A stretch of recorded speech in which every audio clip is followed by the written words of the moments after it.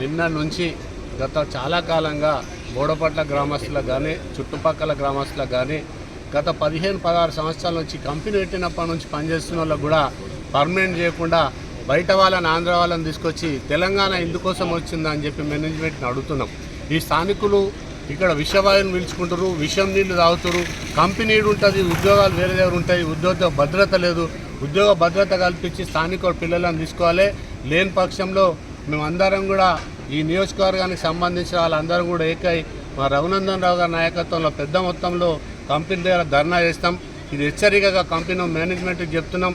సహకరించాలి, కంపెనీలు ఈ గ్రామస్తులకు సహకరించాలి, ఇక్కడ ఉన్న ఎంప్లాయ్మెంట్కి సహకరించాలి. వాళ్ళు మొండి వైఖరి చేస్తే మొత్తం ఉమ్మడి మెదక్ జిల్లా బీజేపీ అంతా కూడా వచ్చి కూర్చుంటుందని చెప్పి సందర్భంగా చెప్తున్నాం, హెచ్చరిక చేస్తున్నాం. మా కార్మికుల న్యాయమైన కోరికలను వాళ్ళు ఏం అడుగుతారు, మాకంటే కొత్తగా వచ్చిన వాళ్ళని పర్మనెంట్ చేస్తారు, మమ్మల్ని ఎందుకు పర్మనెంట్ చేస్తలేని అడుగురు. వాళ్ళు అడిగే దాంట్లో ధర్మం న్యాయం ఉంది. కాబట్టి మేనేజ్మెంట్ కనుక ఇక్కడ 8-10 ఎకరాలతో అయిన కంపెనీ ఇలా 115 ఎకరాలు అయింది.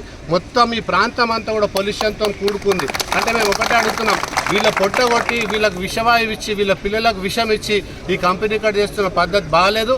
ఒకవేళ మేనేజ్మెంట్ కనుక దిగొచ్చి చర్చలకు జరిపి చేయకపోతే మేము దీన్ని కంటిన్యూ చేస్తాం. ఉమ్మడి మెదక్ జిల్లాకు భారతీయ జనతా పార్టీకి ఛాలెంజ్గా తీసుకొని మొత్తం ఉమ్మడి మెదక్ జిల్లా మా పార్లమెంటుకు సంబంధించి 2 జిల్లాలకు సంబంధించిన మొత్తం కార్యకర్తలు వచ్చి ఇక్కడ ధర్నా చేసే వరకు చూడొద్దని చెప్తున్నాం. మా వాళ్ళు ఏదైతే న్యాయమైన డిమాండ్లు అడుగుతారో ఆ డిమాండ్కు మేనేజ్మెంట్ వచ్చి చర్చలు జరపాలని చెప్పేసి సందర్భంగా డిమాండ్ చేస్తున్నాం.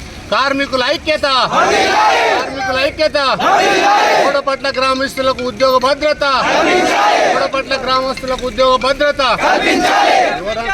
ఎవరన్నా మేనేజ్మెంట్కు తొత్తుగా ఏ పార్టీ నాయకుడైనా సరే వివర్తిస్తే వాళ్ళ భర్తం కూడా పడతామని చెప్పేసి సందర్భంగా హెచ్చరిస్తున్నాం.